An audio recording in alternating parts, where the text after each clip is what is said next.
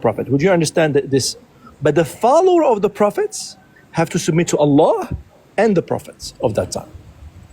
Would you understand this? I understand. Yeah. Okay, so are we good with this definition of what a Muslim is? No, it was pretty vague to me. What's vague? What's in this definition is vague for you? When you say the true God, who is that exactly? Okay, that's a good question. The one true God, the God of Abraham, the God of Moses, the ones who have the attributes that we believe is the same God of all prophets and messengers. No, this is of course. What are some of those attributes and qualities? Okay, and remember, are we going to talk about fatherhood now? Are we going to talk about fatherhood? We'll talk about it all. Okay, so now you agree with me with the definition, but the only missing issue for you is fatherhood, right? Well, you still, your definition is still vague. We're trying to get into now you're asking me about you're asking about the identity of God, but are you okay with now the logic about Jesus was a Muslim as he followed himself as a prophet and submitted to the will of God? His followers. How the heck did you get there, bro? I'm sorry? How did you get over there? I need focus. When you're saying the true God, who exactly is that? What makes him a true God and separates him from other things in creation or other so-called gods? Who is this true God that you're talking about to be a Muslim? The God of the universe. The true God of the universe. What do you want me to say? Okay, so for example, Baal worshippers, the prophets of Baal said that he's the God of the universe. Sure. Is that the true God? No. Okay. So just claiming that your God is the true God, claiming that your God is the God of the universe, doesn't make it necessarily mean you're talking about the true God, right? Because everybody claims that about their God. Sure. So who is it that you're talking about that is unique and distinguishes himself from the false gods? What are you talking about when you say true God? So you're asking me to prove the trueness of my God, that he is a true God? No, I'm asking you to tell me what you're talking about. Because look, I can say that I believe and follow and submit to the one true God. But the one true God that I'm referring to is a statue that I have in my backyard. Sure. Am I a Muslim? Okay. I think no, you're not. You're not. So God is not a statue. Allah is not a statue. Very good. So does he meet the Christian God? So notice how we're defining. It's not about the Christian God. We're talking about Muslim. Sure. What it means to be a Muslim. He's not a statue. He's not a statue. Okay. So he's not a statue. How do you know he's not a statue? Because he said that he doesn't. Where did he say this? He doesn't look like anything in his creation. Where does he say this? In the Quran. Awesome. Okay. So the Quran is what gives you the characteristics and the identity of who you're saying the true God is. Correct. In order to be a Muslim. All right. Correct. So for somebody to be a Muslim, their concept of God has to match the concept of God found in the Quran, right? Yes. Anything outside of that. And I'm sorry, how much? Is it all of it, 100%, or some qualities, 70%, 80%? How much do you need for us to match, to compare? Let's say this, that in no way, shape, or form can the qualities contradict the concept that we see in the Quran. Not even one. Right? Not even one. Not one. Not even one. Oh my God, that's too much logic. Come on. Well, I believe you have scriptures that are distorted, right? What does that have to do with the Quran's God having certain qualities? Yeah, I can say that some of the attributes of your God match mine, so I can say there's a correlation. But there are you can say that there's qualities that don't match your God, right? Yes, exactly. And that would mean we don't have the same God that we're talking about, right? Okay, but I can claim that you don't have the true Jesus. I have the true Jesus. Absolutely. You can claim that I have a false Jesus and you have the true Jesus based on the qualities of your Jesus and my Jesus contradicting each other, right? Okay. So in order to have the concept of the true God from the Muslim standpoint, has to match the qualities that we see in the Quran. Cannot contradict those qualities. We agree? No. Again, you're right. Let's say I can concede to you the God of the Quran is not the God of the Bible today. I didn't ask that. Okay. What I asked he doesn't match 100%. Correct. Notice how I didn't bring up the Bible, my brother. Follow me. I'm just the Christian. I didn't bring up the Bible. I didn't bring up the Bible. I didn't bring up Christian theology. I'm talking about what it means to be Muslim. To be a Muslim, your concept of God has to match the concept of God in the Quran and cannot contradict those qualities, correct? Yes, correct. All right. So what you now need to do is you need to show me that Jesus has the same concept of God that we see in the Quran, that his concept of God in no way contradicts the concept of God in Islam, in the Quran. Sure. I can say that the Jesus in the Quran is presented as a Muslim. And that is the true Jesus. The Jesus that in the protein in the Quran submits to Allah. That's what it says. He's a messenger. He's the Messiah, son of Mary, who ate food like his mother. And he was among the Muslims, including his disciples. That's what I can say. Enough. That's all I can say. Would you agree? Yes, I can agree that the Isa bin Maryam in your Quran is a Muslim. The Quran presents him as a Muslim. Great. That's all good and nice and dandy. Great. However, that doesn't answer my question. Okay. Because I'm asking about Jesus historically and objectively. So because the Quran makes a claim, you need to demonstrate that this is true about the historical Jesus. Got it. The first time you use the word historical. The first time. Logic.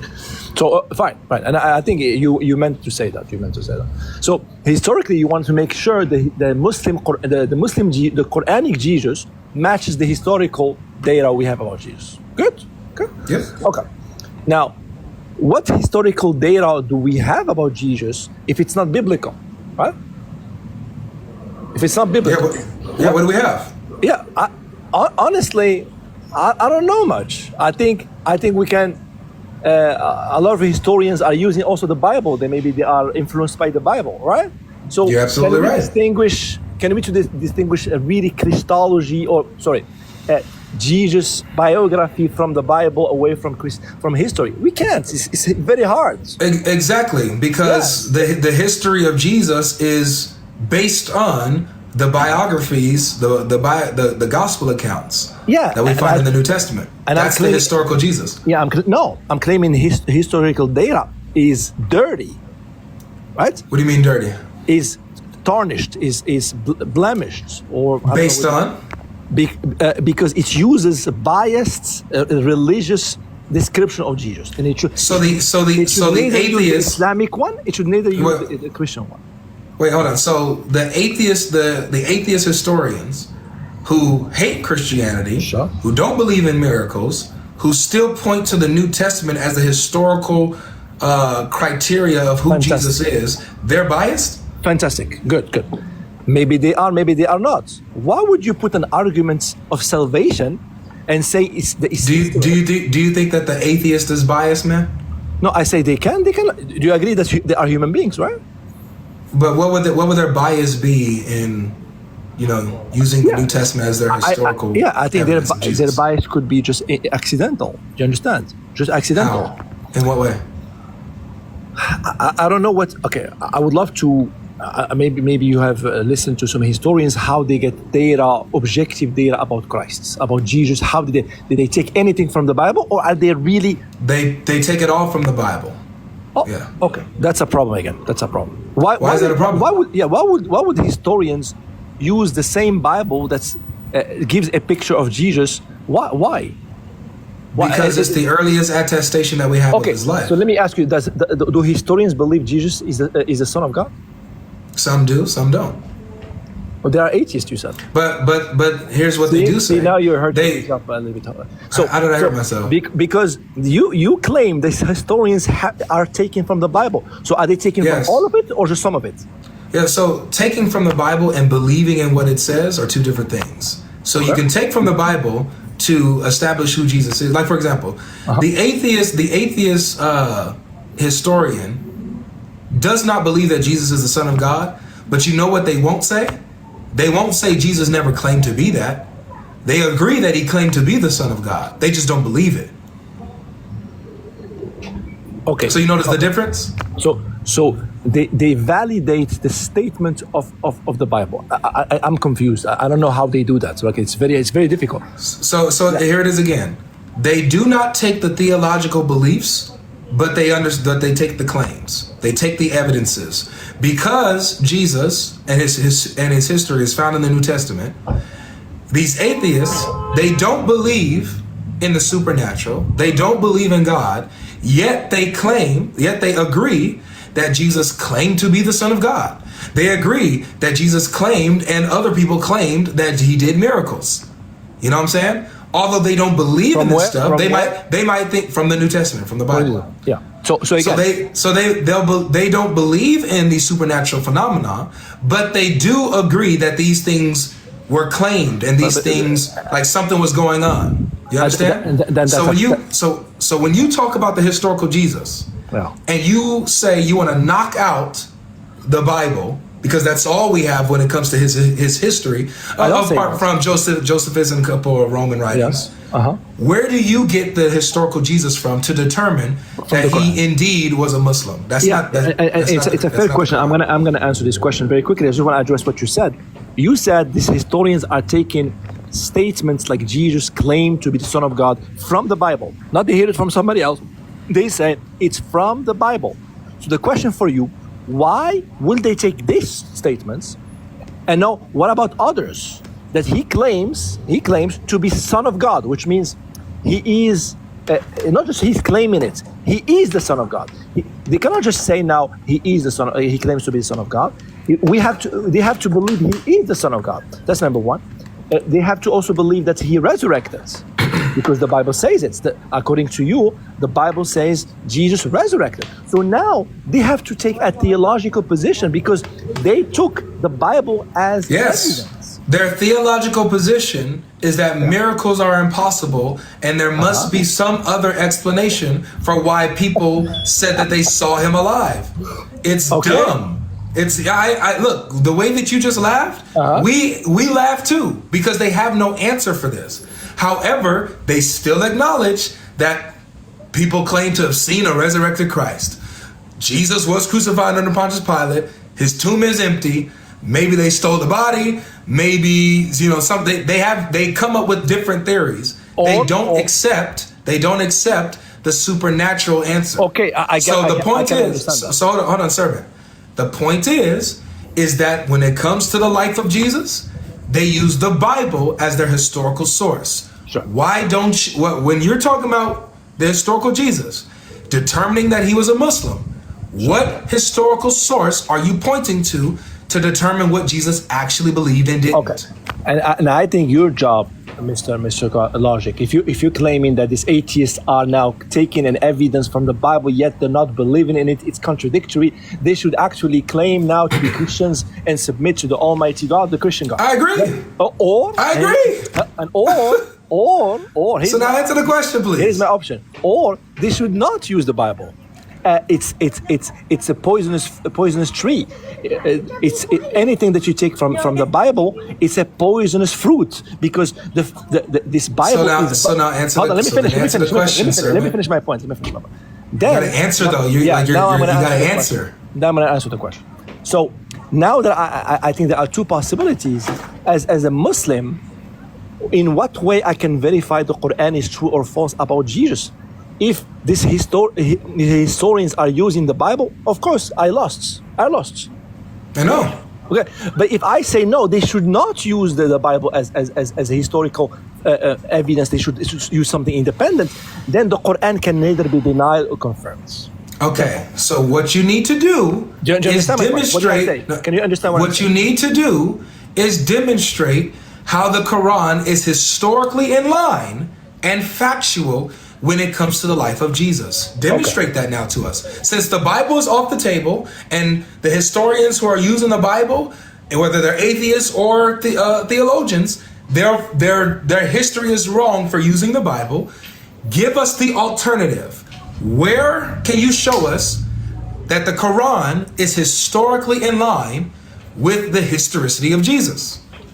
Okay, good. So the problem is, you're claiming that the Quran has to perfectly sorry, the historical numbers, historicity has to be exactly matching what the Quran says. First of all, I cannot do that. The Quran has to match history. Yeah, but I cannot. Yeah. I can guarantee you that I will not be able. I will never be able to find historical evidence to match exactly a God called Allah has 19 attributes and all of that. I cannot match everything.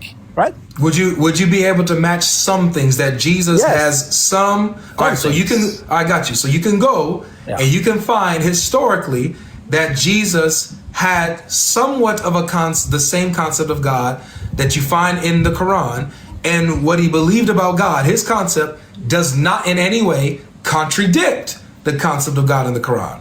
You're saying you can find that for me historically? I'm not a historian, I have to look for this for sure. I mean, I understand what you're saying, but again, I told you are using the historians. You're saying the historians are using the Bible. I'm wondering why. First of all, I need to find historians who say no. I'm not going to use a biased book, and yet you're right. I cannot also. Good luck. Yeah, that's number one, right? Why are historians using the Bible, right? That's number one. And I'm fine. This is a good question. But again, I think I made my case, right? I think you didn't yet. Historical data should not be used from the Quran or from the Bible. I think historical data should be independent of a religious doctrine. Would you agree? No, dude. Like no? For example, how do we know that Muhammad had wives? How do we know that? Okay, it's from religious positions, right? But we have to have some religious authority to affirm that if we want to verify that, at least as a fact. But do you see how this is a historical fact about Muhammad's life? Then it becomes a problem for everyone, not just for us, for you as well. No, it's not a problem for me. It's not a problem for me at all, because I can accept the historical narrative of Muhammad's life without having to believe in the theological matters that he professes. I can accept that Muhammad, had 9 to 11 wives. I can accept that Muhammad had a companion named Bilal, or a companion named Umar. These are historical facts regarding Muhammad's life. Logic. Here's the question: what if the religious position lied about some events, right? Are historians going to still use the lying story in the religion, or are they going to use independent verification? We're going to use historical sources. Now, I did. This is my point. You have to hear what I'm saying. Just because a document contains a theological position doesn't disqualify it from being a historical document. No, I didn't say that. You didn't hear me. What if a religion claims a lie about something? Let's say Jesus is a woman or Muhammad is a woman, right? Let's say and if it says that, but are we supposed to believe what the religion says about these people? No, we have to have independent verifications of what the text says. Would you say, or just we're gonna have to follow what the Bible says? Why do you keep bringing up the Bible in this? Or the Bible or the Quran, that doesn't matter. Why do historians have to follow religious doctrine to validate Muhammad? Notice how you did this again. You keep saying that that's not what you're saying, but you're saying exactly what I said you said. You're saying that because a document has religious undertones and has a religious presentation, that therefore it can't be historical. That's what you're saying. Yeah. But that's not the case. Something can be religious and historical at the same time.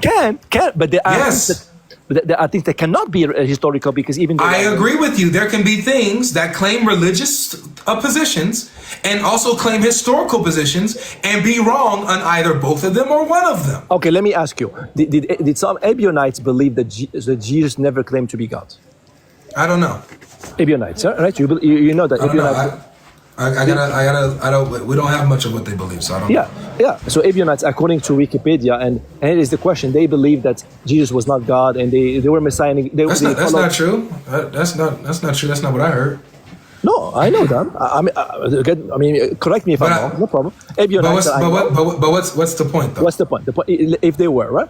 Here's my question.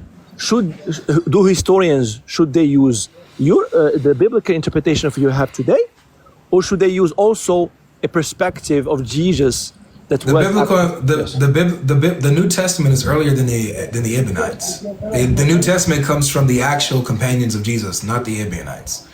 So because the New Testament is earlier than them and more authoritative than them in regards to its sources and its connection, therefore it outweighs whatever the Ebionites said or believed. However, a historian can't say, oh, the Ebionites didn't believe this or believe this. No. When we have the records showing what Ebionites believed, the historian can affirm, yeah, this is what they believe. Now, if they say what they believed is true or what they believed is false, that's them taking a theological position. No, but that doesn't change the historicity of what they believe. A historical position, not theological position. For example, if I say Muslims in the 7th century believed that Muhammad was the seal of the prophets, they believed that. Did I make a historical claim or a theological claim for myself? You made a theological. I did not, because I didn't say whether or not I believe that Muhammad or agree with them that Muhammad is the last prophet.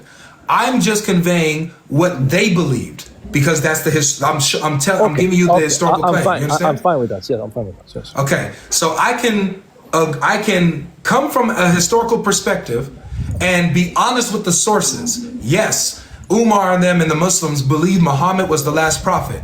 However, I can disagree with that theological position. I don't believe that Muhammad was the last prophet. Okay. So you see how I have a theological position that's different from my historical position? And similarly, now, do historians say only that there are Trinitarians who believe that Jesus is God? And they say the Ebionites who believe Jesus is not God? And do they make a decision, definitely Jesus was God or not? Claim to be God. They don't make their position based on like the historicity of the claims. When they take a position, it's their theological position they take.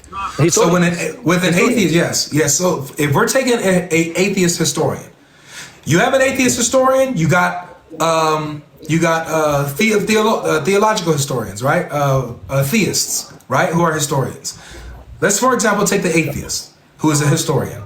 They'll look at the New Testament and they'll say, yes, Jesus claimed to be the Son of God. Yes, the apostles claimed that he is the second person of the Trinity. Yes, the apostles worshiped him as the Son of God and believed that they saw him rise again 3 days later and went around preaching this. However, as the atheists, they don't believe that he's the Son of God. They don't believe that God exists. Sure. As an atheist, they don't believe that he rose from the dead. They don't believe in miracles. As an atheist, they don't believe Jesus is worthy of worship because they don't believe he's God at all. So their theological position is different from the historical position. Okay, fine. And logic, I think my next exercise with you next time, can I attempt to bring you historians who are atheists, who don't believe, who don't have a position that Jesus claimed to be God? What would you then tell me? No, I don't care about that. What you need to, your next exercise for me is to bring me historical evidence that Jesus's concept of God matched the Muslim concept of God. That's what you need to do next, because you wasn't able to do that just here yet. No, but I'm asking now, since we spoke about history, what if I show you atheists, historians? I do not care about that. Why don't you care? I don't care about that. Why?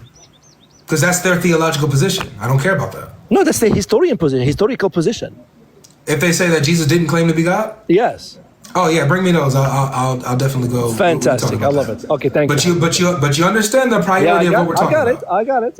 All right. I'm gonna try to look as well more, and I'm gonna bring you these historians who say Jesus didn't claim to be God historically. Okay. Okay.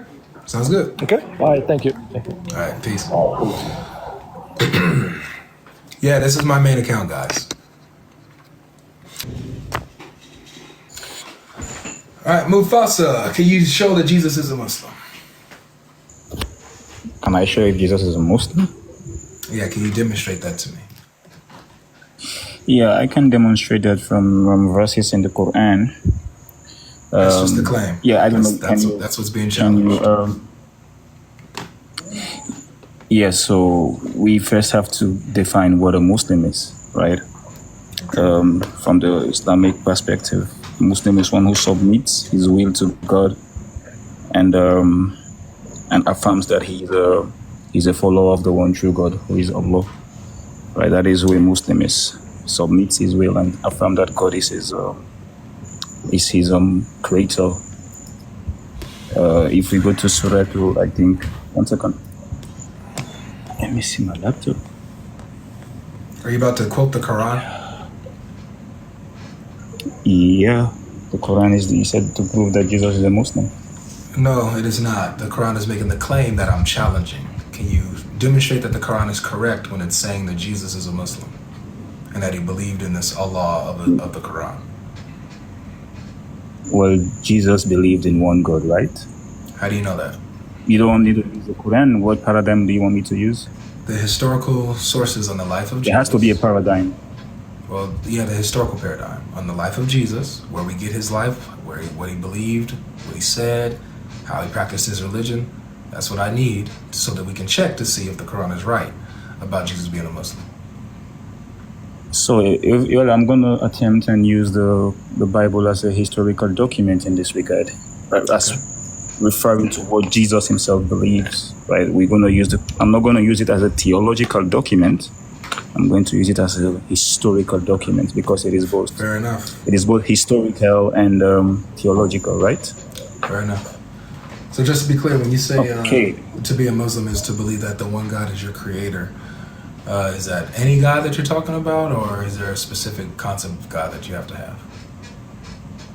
Well, I'm talking about, in the general sense, we know that there's only one God within observable reality. If there is any other God, then reality wouldn't be what it is, right? So if I say that I believe in one God, and I submit to the one God, but the one God that I believe in that I'm referring to is a statue that I have in my closet, am I a Muslim? Well, that wouldn't fit the definition of God, would it? To me it does. Why not? No, but ontologically, defining the being, the state of being ontologically, it wouldn't be. We're not. Right? That's what I believe, though. I believe that ontologically, that my statue is God, the creator of everything. You believe that you believe that subjectively, not ontologically, because ontologically there's a definition of who God is. Yeah. Yeah, that's why. Ontology can be within your subjective opinion. And according to my subjective belief, I'm saying that my statute is ontologically God. Am I a Muslim? Then what would be your epistemology to prove that? Doesn't matter. I don't have to prove it. I'm just asking about what I believe. If I believe that if I believe in one God, that's a statute. Am I a Muslim? Oh my God. You wouldn't be a Muslim because we know statues are not gods, right? You and I would agree on this. How do you know that God is not a statue? Because we have a definition of what God is. We know statues are dependent. God is a necessary. Yeah, so we define God as a necessary being, right? Meaning he cannot fail to exist. Who's the we? Sorry? Who's the we? What are you talking about? In general, when you define God as a necessary being that cannot fail to exist. According to the nature of who God is. According to who? He's a necessary. According to, let's say, philosophical definition. Let's go with that because both of us can agree on that. That's classical theism. If I claim to believe in God and I'm not a classical theist, and I believe that my statute is God, who created all the heavens and the earth, am I a Muslim? No, you wouldn't be a Muslim. Okay. And why won't I be a Muslim? Because that doesn't fit the description of who God is. According to? According to standard definition of who God is. Where is the standard definition of who God is coming from, Mufasa? Where do you get your definition and concept of God from, Mufasa? For me, I get my definition of who God is theologically from the Quran and the Sunnah. Thank you. So if somebody has a belief about God, has a concept of God that does not match the concept of God in the Quran and the Sunnah, are they a Muslim? Well, they wouldn't be a Muslim. All right. So to be a Muslim, you have to have the same concept of God that you find in the Quran and the Sunnah. And so therefore, you're about to show us, you're about to demonstrate to us, because now that we got that definition down, that Jesus was a Muslim in that he had the same concept of God that we find in the Quran and the Sunnah. Yes, so if you go to Acts 2:22, it says, I think, "Hear, O Israel, Jesus is a man accredited with signs and wonders by God to do miracles among you." That's Peter talking about. That's Peter talking about Jesus. Yeah, isn't that historically accurate? Yeah, about what Peter believed. So you don't believe that Jesus is a man accredited by God? It's not about what I believe. Is Peter accurate? Like for example, does Peter's belief historically wrong? Okay, let me ask. Does Peter's belief match and represent what Jesus believed? No. So now we don't want to take it theologically, right? You said we're treating the Bible as a historical document. So I'm asking, so this is historically going on with what Peter believed. Is that historically wrong? Is Peter historically wrong? That's my question. Is he? No, he's not historically wrong, right? Okay, awesome. So now, he's not wrong historically about Jesus. Now, does Jesus also believe this? That he's a man accredited by God? Yes, he does believe that he's a man accredited by God. All right, so show me where Jesus believed this. Okay, let me see. There's a verse. One second, I'm thinking about it. Okay, no worries. Take your time. Yeah, well, let me get my second device, right? So I can just give me a minute. Okay.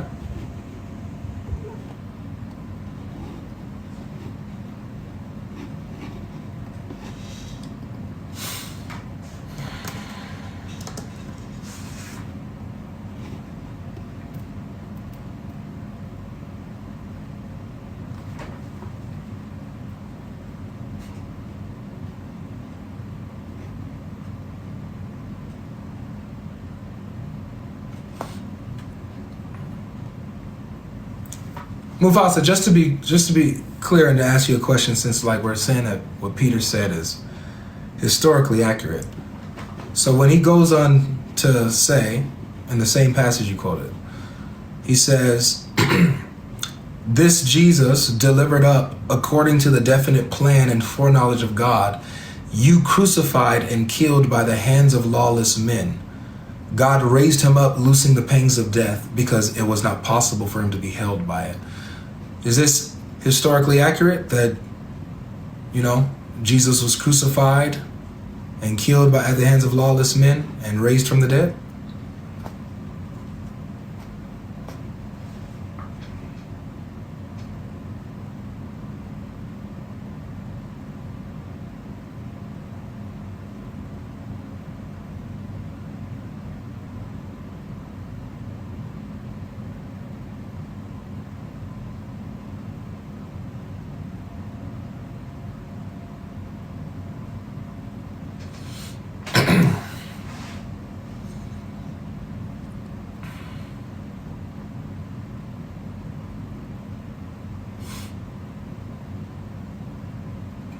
Mufasa, do you mind unmuting for a second to answer that real quick?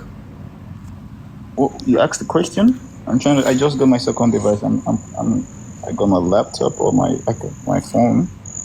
Yeah, I was just asking, is Peter also correct historically when he says in the next sentence that Jesus was crucified and rose again? Yeah, he believed that, right? That would be now theologically.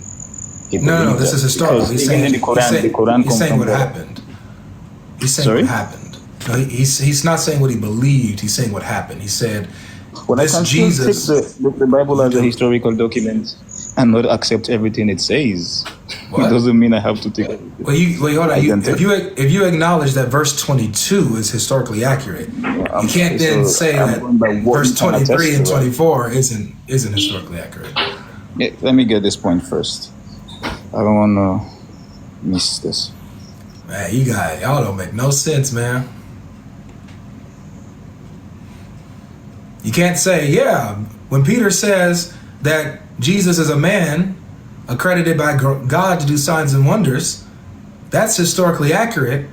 And then he also, in that same breath, he says, this Jesus delivered up according to the plan of God, you crucified and killed at the hands of lawless men, and God raised him up. You can't say, that part of his breath isn't historically accurate. But the first part of his breath is historically accurate. That makes no sense.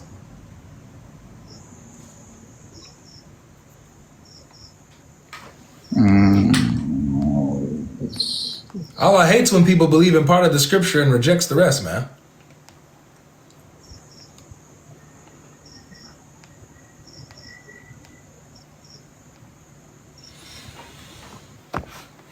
Okay. So for this, I'm going to appeal to just John 17:3. All right, John 17:3. And this is eternal life, that they may know you, the only true God, and Jesus Christ whom you have sent. Who is the you that he's calling the true God? He's calling the one true God the Father, as biblically put. Okay. Does that match the concept of God Yahweh in Islam? If I'm gonna use the name of God Himself, Yahweh. Oh no, just use the context. In the context, he says the Father. No, I'm gonna use Yahweh, which is the Father in the Am I wrong? Which is the Father in verse 1, right? No. So, but if I say Yahweh, am I wrong? No. If I say Yahweh, am I wrong? What is said in the context, Mufasa? Don't play games, man. Like, if you want to be here, don't play games. In John 17, who does he say the you is? In chapter 17 of John. Don't play games, bro. Like this is bad on your end, not mine. He used he didn't use anything specifically. Yeah, who is he talking to? When he says you, who is he talking to specifically? He's talking about God. He's talking to God. Who is he saying is the true God in verse 17? Who's the you? Well, based on the recordings, Father. Thank you. Awesome. You see how easy that is? Now, he's saying that the Father is the only true God. Does that concept of God match the concept of God in the Quran and Sunnah? Well, hold up. You just said I shouldn't prove that Jesus is Muslim by the Quran. Now you're saying I should go back to the Quran. You remember good? That was the first promise you made. Are you okay? Yeah, but that was your first word, man. Remember remember what we defined what Muslim is? Yes. And so you remember that you remember that to be a Muslim means that you have to believe in the same concept of God that you find in the Quran and Sunnah. That's how we defined it, right? But why? So why did he? Wait. Is that correct? That's what we established before coming here? Yeah, that is what we established. So if we so now with that being said, does this concept of God, that the true God is the Father, does that match the concept of God in the Quran and Sunnah? It doesn't match the concept of God in the Quran. So then therefore, Jesus is not a Muslim by what we established, correct? But you did it. So by what Islam is means you have to use the Quran and the Sunnah. Islam is the Quran and the Sunnah. So based on what we established, Jesus in John 17 is not a Muslim because it doesn't match the concept of God in the Quran and Sunnah, right? It doesn't, right? I accept that. Thank you. But then he's not a Muslim. So wait, one second. You didn't allow us to establish whether Jesus was a Muslim. Remember, you said we cannot use the Quran and the Sunnah to establish that Jesus was a Muslim. Take care of yourself. Get off my stage. Islam